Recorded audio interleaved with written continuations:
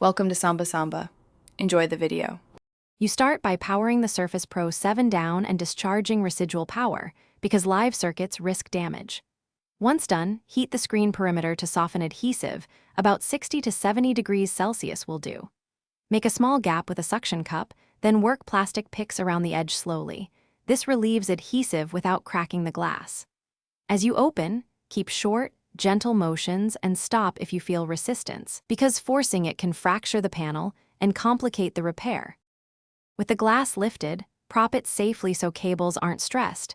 That's why you open slowly. Next, remove the small screws securing the metal bracket and shielding. These expose the display and digitizer ribbon connectors. Using a plastic spudger, flip the connector locks and slide ribbons out gently, because metal tools can shear pins.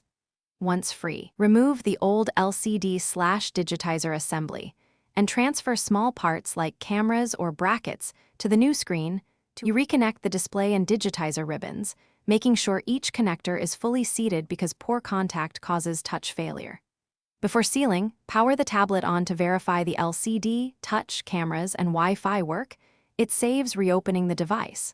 Once confirmed, clean old adhesive, apply new adhesive strips, then align and press the glass into place, waiting it for 10 to 15 minutes to cure adhesion.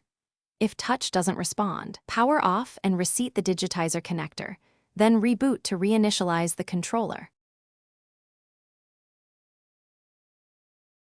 Thanks for watching. Consider subscribing if we helped you.